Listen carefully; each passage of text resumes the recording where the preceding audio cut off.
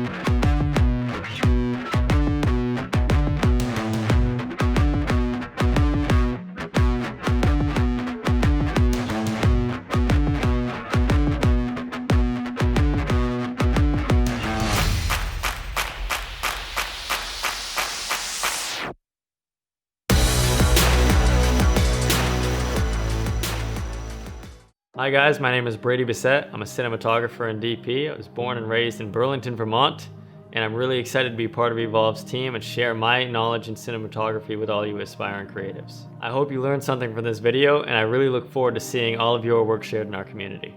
In this tutorial, we're going to break down this moonlit television living room scene so you can make your night scenes look absolutely perfect. So for gear, I personally am using the Blackmagic Pocket 4K, and for lighting I'm going to be using two Aperture 300Ds and one Aperture 120D Mark II. Although it's okay if you don't have the specific gear that I have, like I've said in the past, you can definitely use work lights, LED lights, any lights that you have laying around at home, and as long as you just follow the steps that we've got going on here, you'll still get an excellent product out of this breakdown. So don't worry, don't be stressed.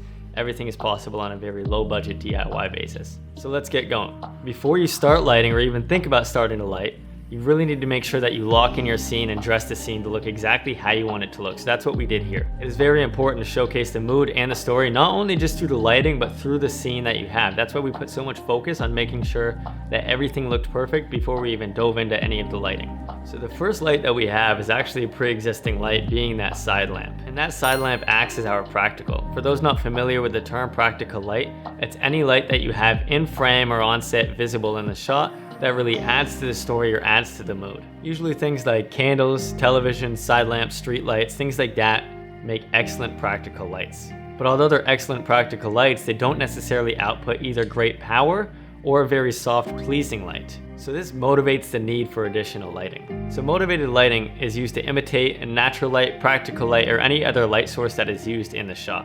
For example, this lamp. We added motivated lighting to make sure that the scene looked cinematically pleasing while making sure that the lighting looked as if it were actually coming from that lamp, our practical in this case. So here's our example. Looking at our subject Sarah sitting on the couch, with just our practical light on there, you see that it casts a lot of really harsh, ugly shadows on the side of her face, and it also doesn't actually output a great deal of brightness. So this issue that we're running into motivates our second light. So the second light that we're going to learn about is something called a book light. But don't stress if you don't know what that means. We're going to learn about that in a second, so just hold tight. But before we dive into that, since the floor light is motivated by this book light, it would look very weird if the floor light was actually a very warm color temperature and the light that we add in is a very cool white temperature like this. So some lights come with the ability to have bicolor, which gives you the option to move from a very cool color temperature all the way up to warm color temperature. And other lights come with an RGB option, meaning red, green, blue, making it easy to pick any color that you want in the color spectrum. In this case, the light that I was using, this 300D Mark II, does not have either of those. So what I did here is take some of my Roscoe color gels and found a gel that looked very similar to the output of that floor lamp, and I clamped that right to the front of my light that I was using. And remember, if you don't have a 300D like the light I'm using, you can use work lamps and stuff like that, and a lot of those halogen work lamps actually output a warm color temperature very similar to the floor lamp. So let's talk diffusion. If I took that light and just shined it directly at our subject, it's going to cast a lot of really ugly, unpleasing shadows across her face, and that's something that we don't want. So a book light is used very commonly to achieve very, very soft lighting, especially across faces and skin tones. So to make a book light, let's break that down for you. So to do so, we're going to take the light source and we're actually going to bounce it away from the set, and we're going to be bouncing it off a reflector disc or something white with a reflective material. So once bouncing off of that reflector, it's going to be going through a very thin layer of diffusion and then traveling over to our subject. So this way the light has a very, very soft roll off from the highlight side of her face all the way over to her shadows, and it doesn't look very drastic and contrasty. But don't worry, if you don't have these materials or even the space to do this, that's completely okay. You can always just punch light directly through one layer of diffusion to still get a very, very soft light across your subject. Even things like white bed sheets and white t-shirts act as great diffusion. So again, if you don't have any resources, those work excellent to diffuse the light and make it extra soft on your subject. So looking at the scene, everything now looks really, really fantastic just with the one book light that we have in place here. But I did notice things that weren't necessarily natural that I wanted to cover and take care of. For starters, I added a black cloth clamped to the scrim that I had there because I saw some light spilling on the table, that living room table, that didn't look like it was naturally coming from that moody side light that we have placed there. So by adding that in, it just cut out some of the weird unnatural brightness. And then the same thing applied for some light that had been spilling on the back wall as well behind our subject. I added just one of those 5-in-1 discs, or you can use a black sheet, black cloth, anything like that, and clamped it just to make sure none of the light spilled backwards onto the wall, and just adding one more step towards making sure that it looked like that light was coming from the side light that we had. So now I feel this looks absolutely perfect, and we can go on to the next light, our third light. So to add to the feeling of night and adding depth to our image, because depth in the frame is just very, very important, can't stress that enough, we're gonna add in a fake moon. And to do that, I took my Aperture 300D, mounted it on a C-stand outdoors through the window, and kind of put it in an ideal position that the moon would be coming from. So this serves a few different purposes. So the main purpose is it being motivated by the moon. Again, we're touching on motivated lighting. The moon isn't bright enough, and it's never actually in the ideal perfect position to be shining in at this angle. So the moon motivates us adding in this light. So to make it feel cool and moon-like, I took another one of my Roscoe gels, and in this case a light blue one, and I clamped it to the front just to add to those cool tones and make sure that it's looking accurate coming through the window. And also another cool tip, that this adds a lot of color contrast, contrasting from the warm tones that we have indoors, and then in turn being very blue and cool, and on the other side of the spectrum, outdoors coming in. So it adds, I guess, some evenness to our frame. So killing two birds with one stone, this light also acts as a rim light, and a rim light in turn, the main purpose is to pull the subject away from the shadows and away from the background by kind of edging their shoulder and edging their hair and adding a little bit of glow, separating the background and our middle ground, this being our subject. And the last reason for adding this light is that it adds this ambient blue glow that keeps the viewer's eye from going from the foreground into the middle ground and then to the background, seeing that blue glow on the windowsill, and then keeping the imagination going outdoors and beyond rather than being stagnant in this scene. Now, a cool pro tip to make everything feel a little bit more natural, because that's the goal, is for artificial light to feel real. I took a branch off of a tree and I mounted that to a C-stand that I actually placed in front of the window, so when the light passed through it, it added a little bit of shadow and texture, like there was a tree outside of the window that the moon was passing through, casting those shadows right on that windowsill that you see there. Now, this definitely isn't anything that's necessary, but it just adds one more pop of character, and that's just something that I always try to do in every frame, is add a little bit more realism like this tree. Our last light is a super fun one, and I think even my favorite. So this is going to be another motivated light source imitating a television that is not actually in the frame. We had no TV on set here. The purpose of doing this is just to add to this story of Sarah, our wonderful talent, sitting there watching TV in the moonlight in our cozy little living room. So I figured a TV would be an excellent touch to the room. So here's how we did it. So in my case, I used an Aperture 120D because it just so conveniently has a television setting that fluctuates the power output to make it look like our viewers watching television.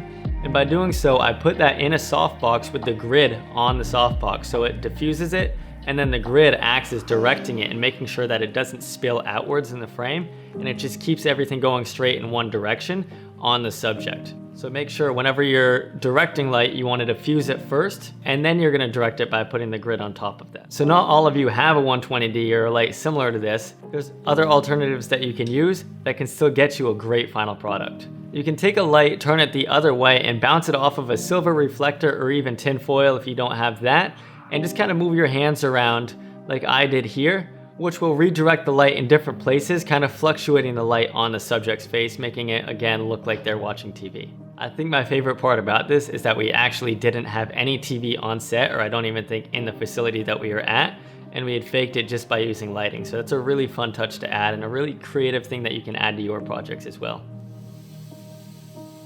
So like I said in my last video, I of course added haze. Haze does a great job of adding character, adding a little bit of atmosphere, and then of course accenting the light as it comes through. Light beams, hard light does a great job cutting through the haze and showing those lines and adding a little bit more character to your film. So let's go ahead and take a look at the lights that we added one by one.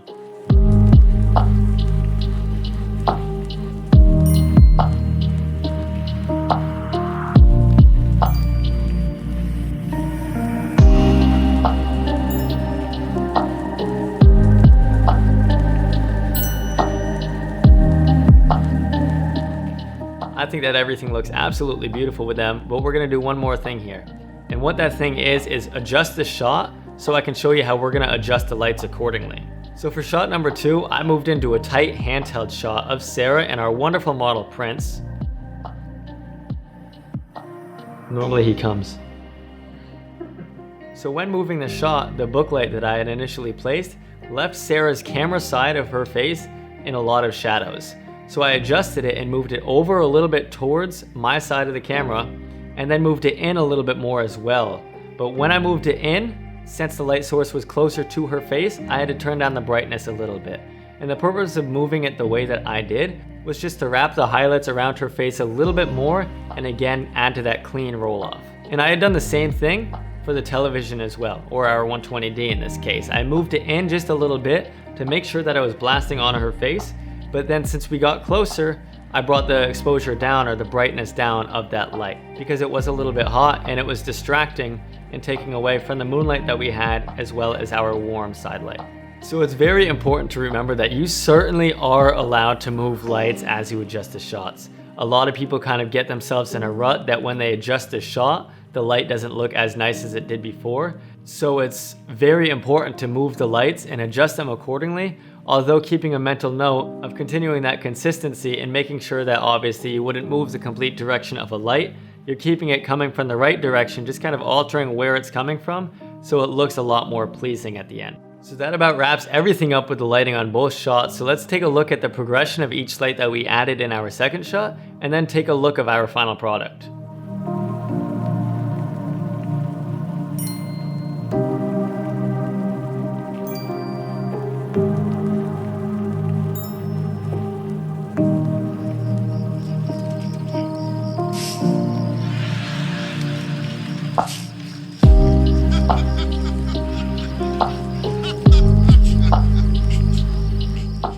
There you have it. That's how you make a moonlit scene using both motivated and practical lighting. Once again, thank you so much for watching. I really hope you enjoyed it. Go ahead and connect with me on Instagram and YouTube for many more videos and breakdowns like this. To submit your own videos, for me to critique and offer my suggestions on, go ahead and join the community at evolve-network.com.